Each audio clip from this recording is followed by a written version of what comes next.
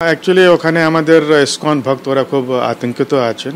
আপনারা জানেন কি কালকে একটা আমাদের মন্দিরের উপরে বোমা দিয়ে হামলাও হয়েছে, যেখানে পুরো মন্দিরটা নষ্ট হয়ে গেছে। ওখানে জগন্নাথ বলদেব সুভদ্রার যে বিগ্রহ আছে ওটাও ক্ষতিগ্রস্ত হয়েছিল। ভক্তরা অনেক আতঙ্কে আছে আর ওরা অনেক জায়গায় মন্দির ছেড়ে পালিয়েও গেছে। তো ওরাই ফোন করে ওরাও জানতে পারছে না কি হবে, সব কিছু অনিশ্চিত আছে। ওরা আমাদেরকে জানালো কি বাংলাদেশে পুলিশ যে আছে ওরাও হরতালে চলে গেছে, কেন কি অনেক পুলিশ স্টেশন ক্ষতিগ্রস্ত হয়ে গেছে, পুলিশ লোক মেরে দিচ্ছে। তো ওরাও নিজের রক্ষার জন্য ওরা হরতালে চলে গেছে। সেই জন্য যা আমাদের ভক্ত আছে, হিন্দু সমাজ আছে, ওরা বুঝতে পারছে না কি এরকম সমস্যা হলে কাকে কন্ট্যাক্ট করবে। ঢাকার অভিজাত এলাকা গুলশানে থাকেন প্রাক্তন বিধায়ক এবং ব্যবসায়ী দীনেশ বাজাজের মেয়ে। এই কদিন চরম উৎকণ্ঠায় দিন কেটেছে বাজাজ পরিবারের। সেই অভিজ্ঞতার কথাই শোনালেন Dinesh Bajaj.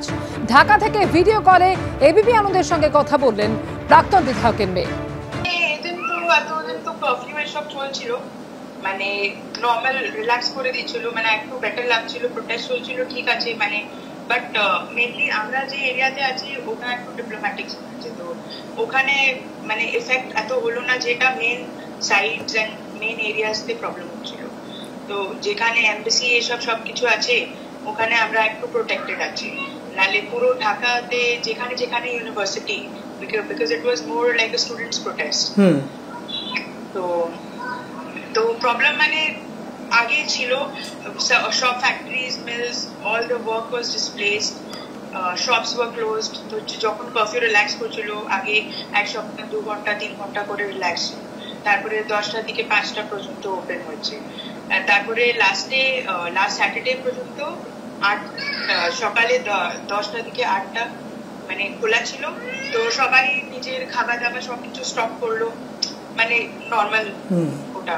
But main problem হলো যে যারা ডেইলি আর্নার্স, আমাদের এত মানে ওটা প্রবলেম হয়েছে, ক্ষতি তো সবারই হয়েছে, সবার কাম ধন্দা সবকিছু বন্ধ, বাট যারা ডেইলি আর্নার্স ওদের বেশি প্রবলেম হয়েছে। মেয়ে তো জানালো যে ওরা ঘুমোতে পারেনি, রাত্রিবেলা কোনোদিন ঘুমোতে পারছিল না, সকালবেলা একটু ঘুমোতো,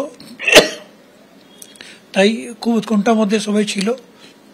তার বয়স্ক শ্বশুর শাশুড়ি আছেন, তারাও খুব উৎকণ্ঠার মধ্যে। তারা তো শিল্পপতি ওখানকার একটা উত্তরা গ্রুপের, তো তাদের খুব বেশি চিন্তা ছিল যে কি হবে না হবে, কিন্তু ঠাকুরের কৃপাতে তারা সবাই সুরক্ষিত আছে, তাদের ব্যবসা বাণিজ্য শিল্প সব ঠিকই আছে। একদম একদম ওখানে তো বাংলাদেশের দুটোই ক্লাস আছে, হাই আপার ক্লাস না লোয়ার ক্লাস, আর মিডল ক্লাস বলে কিছু নেই ওখানে। তো সব থেকে বেশি ক্ষতি সবারই হয়েছে, যারা মাইনরিটি আছে তাদেরও হয়েছে, আর এমনি না আমাদের মুসলমান ভাইরাও অনেক মারা গেছে ওখানে শুনেছি আমরা। শুধু হিন্দুদের বলে মারছে বলে এটা ভ্রান্তি করা হচ্ছে, যাতে কি তার ইম্প্যাক্ট ইন্ডিয়াতে আসতে পারে। কিন্তু ভারতীয়রা অনেক সুযোগ আছে, আর এখানকার সরকারও, আমাদের যে সরকার আছে পশ্চিমবাংলায়, তারা খুব সুযোগ আছে যে যাতে কোনোভাবে আমাদের শান্তি বিঘ্নিত না হতে পারে।